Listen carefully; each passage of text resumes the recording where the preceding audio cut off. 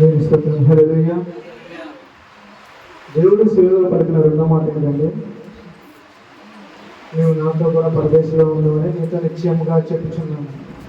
అదే ఎవరెవరితో అన్నారండి? ఎవరికైనా ఉందా?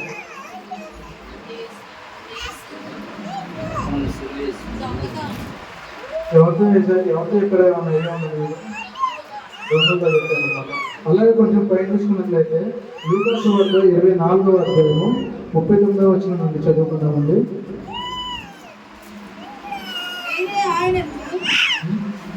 లూకాసు వార్త 23వ అధ్యాయము 39వ వచనం నుండి చదువుకున్నామండి.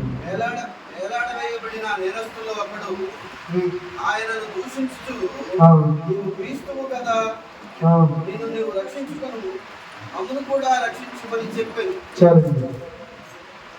మొదటి నేరస్తులు ఏమని చెప్పారంటే, నువ్వు క్రీస్తువు కదా, ముందు నువ్వు రక్షించుకొని తర్వాత మమ్మల్ని రక్షించమని చెప్పేసి దేవునితో మాట్లాడేది. దేవునితో మాట్లాడేది కాబట్టి దేవుడు అతను సమాధానం చెప్పారంటే చెప్పలేదు. అలాగే చూసుకున్నట్లయితే ఫస్ట్ ఒక దొంగ దేవుని దూషించాడు, అంటే దేవుని ఎగతాళి చేశాడు. దేవుని ఏం చేశాడంటే ఎగతాళి చేశాడు. మన రోజువారీ జీవితంలో కూడా మనం చేసే పనులను, అంటే మన ఇప్పుడు దేవుని పనులను, దేవుని పరిచర్లను, దేవుని సన్నిధిలో మనం ఎన్నోసార్లు ఎన్నో పనులు చేస్తూ ఉంటాం. దేవుని పరిచర్లు కూడా చాలా నిందలు వస్తాయి. ఎవరికి వస్తాయండి? దేవుని పరిచయం చేసే ప్రతి ఒక్కరికి నిందలు అనేవి, అవమానాలు అనేవి అన్నీ వస్తాయి రావండి? వస్తాయి. ఆ నిందలు అవమానాలు వచ్చినప్పుడు మనం ఏం చేయాలండి? ఓర్చుకోవాలి, అన్నీ చట్టమని కూర్చోవాలి. అలా కాకుండా మనం కూడా వాళ్ళకి, అంటే వాళ్ళు అన్నారు కాబట్టి మనం కూడా వాళ్ళకి సమాధానం చెప్పాలా? చెప్పకూడదు. అంతటి దేవుడే ఏం చేసింది? దేవుని ఎగరాలి చేసినప్పుడు ఆ దొంగని ఏం చేశాడు? దేవుడు ఆయనతో ఏం చేశాడు? ఒక మాట కూడా మాట్లాడలేదు. అంటే ఆయన ఏదైనా అనుకోండి, మన సంబంధం మనం ఏం చేస్తున్నాం? దేవుని పని చేస్తున్నాం. అదేవిధంగా దేవుని పని చేయకుండా లోకానుసారంలో, అంటే ఉదాహరణ చూస్తుంటే మనం జాబ్ చేసేటప్పుడు కానీ, మనం లోకానుసారం జీవించేటప్పుడు కానీ, మన లోకానుసారం మాట్లాడినప్పుడు కానీ, లోకానుసారం అలవాట్లు చేసుకున్నప్పుడు కానీ మన మీద ఒక్క నిర్ణయం వచ్చిందండి? రాదు. ఒక్క నిర్ణయం వచ్చిందా? రాదు. ఎందుకంటే అతను చేస్తున్నాడు, వెళ్ళిపోతాడు. అందుకే అతను ఎవరు ఏమన్నారు. కానీ దేవుని పనిలో కానీ, దేవుని పరిచయంలో కానీ చేస్తే అనేకమైన నిందలు వస్తాయి అండి. అనేకమైన నిందలు వస్తాయి. ఏంటంటే వీళ్ళు ఎక్కితే అటు తిరిగేవాడు ఇప్పుడు బైబిల్ పట్టుకొని వెళ్ళిపోతున్నాడు అని చెప్పేసి చాలా నిందలు వస్తాయి, అవమానం వస్తాయి. అదేంటంటే కానీ దేవుడు బైబిల్లో చూసుకున్నట్లయితే దేవుడు ఆ వ్యక్తికి, అంటే ఎగతాళి చేసిన వ్యక్తికి దేవుడు ఏం చేశాడంటే సమాధానం ఇచ్చాడా? ఇవ్వలేదు. మనం కూడా ఏం చేయాలంటే మన రోజువారీ జీవితంలో మనకు ఎదురైన పరిస్థితులకు కానీ, ఎదురైన సమస్యలకు కానీ మనం ఏం చేయాలంటే వారికి సమాధానం చెప్పే అవసరం మనకి లేదు. మనం ఎవరికి సమాధానం చెప్పాలి? దేవుడికి సమాధానం చెప్తే దేవుడు మనం ఏం చేస్తాడంటే మనకు కావాల్సిన ప్రతిఫలాన్ని మనం ఇస్తాడు. అలాగే దాని కింద చూసుకున్నట్లయితే 40వ వచనం ఒకసారి చదవండి. అదే శిక్షా విధిలో ఉన్నావు కనుక దేవునికి భయపడవా? మనకైతే ఇది న్యాయమే. మనము చేసిన వాటికి తగిన ఫలము పొందుతున్నాము కానీ ఈయన ఏ తప్పిదము చేయలేదని చెప్పి ఆయనను చూసి యేసు, నీవు నీ రాజ్యంలోనికి వచ్చినప్పుడు నన్ను జ్ఞాపకం చేసుకోమనెను. రెండోవాడు ఏం చెప్పాడండి? రెండోవాడు ఏమన్నాడు? రెండోవాడు ఏం చేశాడంటే అతను చేసిన ప్రతి ఒక్క, అంటే అతడు చేసిన దొంగతనాలకే కానీ, విచారాలకే కానీ, లేదంటే అతను లోకానుసారంలో చేసిన ప్రతి ఒక్క పనులకి ఆ కాలం, అంటే దేవుడు సిద్ధమైనప్పుడు దేవుని పశ్చాత్తాపం కలిగాడు. దేవుడిని ఏం చేశాడంటే నేను మారిపోతున్నాను, నా తప్పిదాలు నేను తెలుసుకుంటున్నాను, నన్ను రక్షించేయ అని చెప్పేసి దేవుని ఏం చేశాడంటే పశ్చాత్తాపడ్డాడు. ఏం చేశాడంటే దేవుడు పశ్చాత్తాపడ్డాడు. అలాగే చూస్తున్నట్లయితే లోకానుసారంలో ఎన్నో విధాలుగా మనం చేసే ప్రతి ఒక్క పనులను కూడా ఎన్నో అవమానాలు వస్తాయి, ఎన్నో నిందలు వస్తాయి. అలాగే ఫస్ట్ చూసుకున్నట్లయితే దేవుడు చేసిన దానికైతే దేవుడిని హేళన చేసిన దానికి దేవుడు సమాధానం చెప్పలేదు.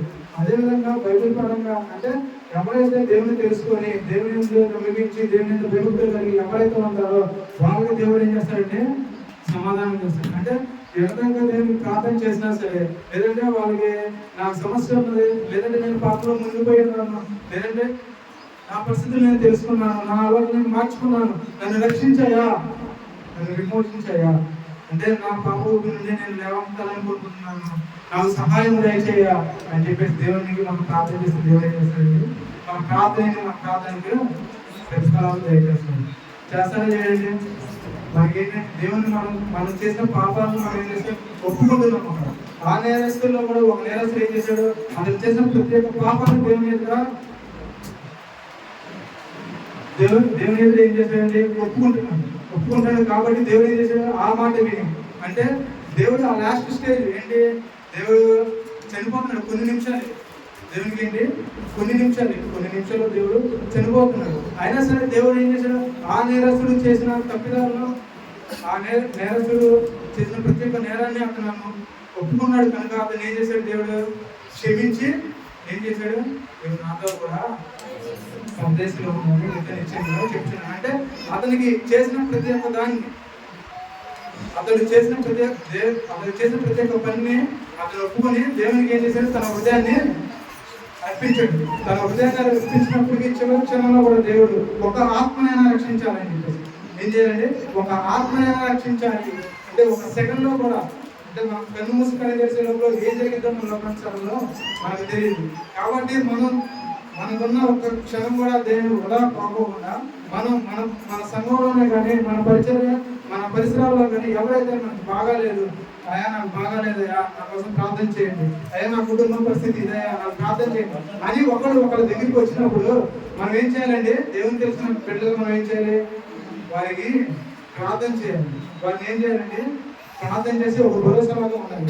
అంతటి దేవుడు ఒక్క ఆత్మను లాస్ట్ మినిట్ లో కూడా దేవుడు ఒక్క ఆత్మనైనా రక్షించాలన్న ఇదితో ఆ నేరస్తుని ఏం చేశాడు, రక్షించాడు. అదే విధంగా మనం కూడా ఏం చేయాలండి,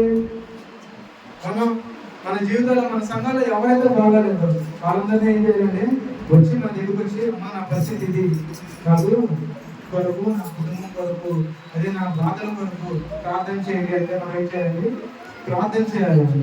ఒక దేవుని అడుగులో బిడ్డగా, దేవుని ఒక మార్గం పొందిన బిడ్డగా మనం ఏం చేయాలంటే వారి కొరకు ప్రార్థన చేయాలి, సన్ముఖంగా ప్రార్థన చేయాలి, అనేక విషయాల గురించి మనం ప్రార్థన చేయాలి.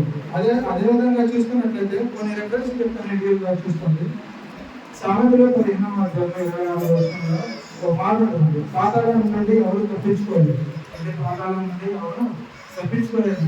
అంటే ఆ గ్యాప్ ఎలా ఉంటుందంటే ఒక సెకండ్ కన్ను మూసి కన్ను తెరిచే లోపల పాతాళం అయితే ఓపెన్ అయిపోతుంది. ఓపెన్ అయిపోయినప్పుడు ఏమైందంటే దేవుని తెలుసుకున్న వాళ్ళు, దేవుని ఎరిగిన వాళ్ళు, దేవుని విముక్తి కలిగిన వాళ్ళు, దేవునికి ఎడతగా ప్రార్థన చేసిన వాళ్ళు దేవునికి ఏమవుతారంటే పాతాళం తప్పించుకుంటారు. అదేవిధంగా దేవునికి విరుద్ధంగా ఉన్న వాళ్ళు ఏం చేస్తారంటే పాతాళం వాళ్ళు ఎప్పుడు వినిద్దాం అని చెప్పేసి చూస్తూ ఉంటుంది. అదేవిధంగా యెషయా 5వ అధ్యాయం 14వ వచనం చూసుకున్నట్లయితే పాతాళం ఎప్పుడు నోరు తెచ్చుకుని ఉంటుంది.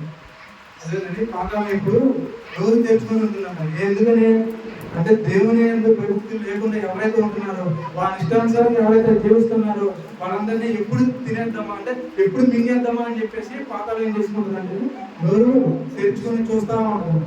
అదే యోబు గ్రంథం 21వ అధ్యాయం 13వ వచనం చూస్తే ఒక్క క్షణం కన్ను మూసి తెరిచే యోబు అంతా మారిపోతుంది. ఒక్క క్షణం మనం ఈ దేవుడు చేసిన మనకి 24 గంటలు అన్ని గంటలు మనం ఉదాహరణ చేస్తాం. కానీ దేవుని దయ, దేవుని రక్షణ మన మీద ఉంది కాబట్టి మనం ఎన్ని గంటలు మనం వృధాగా చేస్తున్నప్పటికీ కూడా మనం భూమి మీద ఉంటున్నాం. అదే దేవుని తెలుసుకునే దేవుని ఎరగని ఈ లోకంలో ఉంటారంటే కన్ను మూసి, అంటే ఈ రోజు మనకి ఆయన చెప్పినట్టు అదే క్షణం మధ్యాహ్నం రోజున మనకి ఏమవుతారంటే చనిపోతున్నారండి.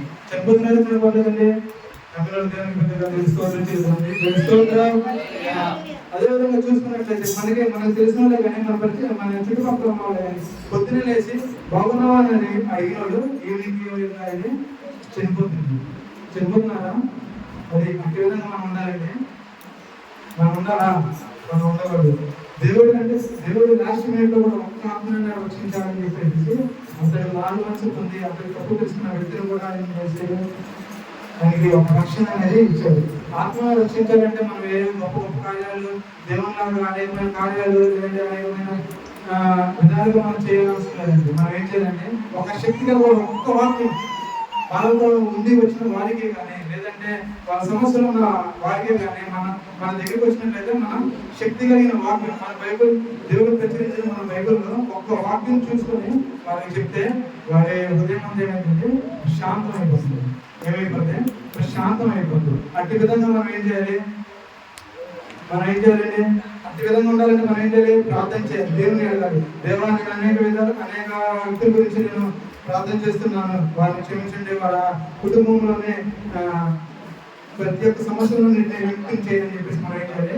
ప్రార్థన చేయాలి. ఈ విధంగా మనం ఉండాలి. అదేవిధంగా లాస్ట్ తీసుకుంటే 43వ అధ్యాయం చూసుకున్నట్లయితే ఒక మాట ఉంటుంది, దేవుడికి సమాధానం ఇస్తాడు. ఎందుకు ఏమని? అందుకైనా వారితో నీవు నాతో కూడా పరదేశంలో ఉండవని నీతో నిశ్చయముగా చెప్తున్నాను. ఎవరితో అంటే ఆ దొంగతో దేవుడు ఏం చెప్తున్నాడు? నీవు నాతో కూడా ప్రదేశంలో ఉండు అని నీతో నిశ్చయంగా చెప్తున్నాను. సమాజంలో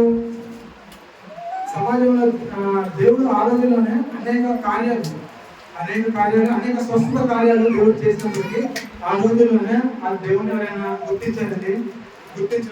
అది కాకుండా దేవుని ఏమన్నారు? దేవుని ఏమన్నారంటే దొంగ, నేరస్తుడు, దేశద్రోహి అని చెప్పేసి దేవుని ఏం చేశారంటే ఒక ముద్ర అనేది చేశారు. దేవుని మనం నమ్మడానికి దేవుడు అనేక కార్యాలు మనం చేయని అవసరం ఉంది. వారికి దేవుడు అనేక కార్యాలు చేయని అవసరం లేదు. మనం దేవుని నమ్మినట్లయితే దేవుడు మన కొరకు ఒక తన పర్లోక రాజ్యంలో మనకు ఒక స్థానాన్ని దేవుడు ఏర్పాటు చేస్తుంది. అంటే సమాజంలో ఏమైనా ఇస్తే ఒక మాట వచ్చింది, ఏమంటే మీ దేవుడిని నమ్మితే ఏం చేస్తాడు, దేవుడిని నమ్మితే ఏ కార్యం చేస్తాడు, ఎలా ఉంటుంది అని చెప్పేసి అనేక విధాలు అడుగుతాడు. ఏంటంటే మన దేవుడిని నమ్మడానికి ఏదో కార్యం చేయాలి, ఏదో చేసేది, మన అవసరాలన్నీ తీరిస్తేనే మా దేవుడు గొప్ప దేవుడు అని చెప్పే దేవుడు మన దేవుడు కాదండి. మన దేవుడు మనకి అవసరానికి తగ్గట్టుగా ప్రతి ఒక్క కార్యాన్ని దేవుడు అనుగ్రహిస్తాడు.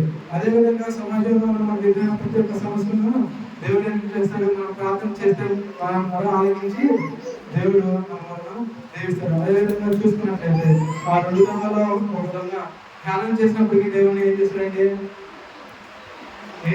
దేవుడు వెళ్ళలేదు. రెండో వ్యక్తి ఎప్పుడైతే దేవా నా తప్పిదాన్ని నేను తెలుసుకున్నాను, నన్ను రక్షించు అని చెప్పేసి దేవుడు ఒప్పుకున్నప్పటికీ దేవుడు ఏం చెప్తాడు?